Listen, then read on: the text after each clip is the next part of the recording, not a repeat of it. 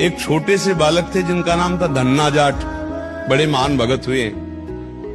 उनको परिवार की मां ले गई कथा सुनाने, तो कथा में कह रहे थे बिना भगवान का भोग लगाए जो खाता है वो पाप खाता है, भगवान की सेवा करनी चाहिए।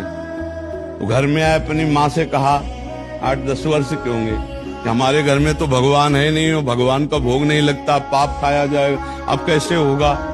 तो कथा का आखिरी दिन था, तो पंडित जी के पास गए, कहा कथा आपने सुनाया कि बिना भगवान का भोग लगाए नहीं खाना चाहिए, भगवान हमारे यहाँ तो भगवान है नहीं, तो आप भगवान दे दो। तो उन्होंने देखा कि बच्चा है, तो उन्होंने कहा देखो कथा समाप्त होगी तब भगवान दे देंगे। अब वो दूसरे दिन जब जाने लगे तो उनके पीछे चले, भगवान दे दो गुरुजी आप कह रहे थे।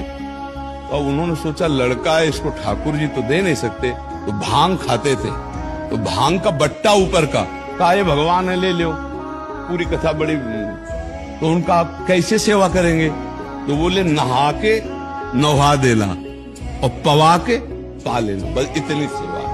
ओ इतने खुशी हो, देखो विश्वास है क्या, भांग का बट्टा, इतने खुशी हो गए कि मुझे ठाकुर जी मिल गए, मुझे भगवान मिल गए।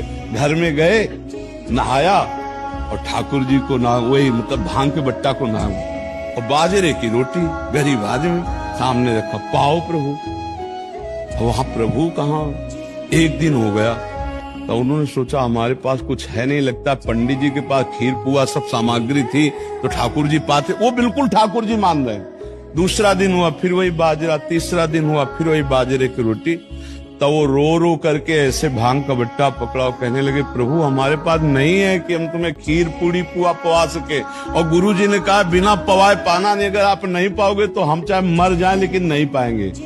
उसी समय श्री कृष्ण प्रकट हो गए, क्योंकि भगवान तो सर्वत्र है ना। भांग के बट्टे की जगह में श्री कृष्ण बैठे हैं, उन्हीं की अवस्था का रूप लेके, और वो और बाजरे की रोटी शुरू कर दी पाना। तो बोले देखो तुम कितने निर्दयी हो, 3 दिन से तो हमें भूख लगी है, तो हमारे घर में ज्यादा कुछ है नहीं, 1-2 रोटी माँ बना पाती है, गरीब आदमी, पूरी रोटी तुम नहीं पाओगे, आधी हमें दो आधी तुम पाओ। भगवान ने, और फिर जो लीला का विस्तार हुआ कि धन्ना सेठ हो गए, अपार वैभव।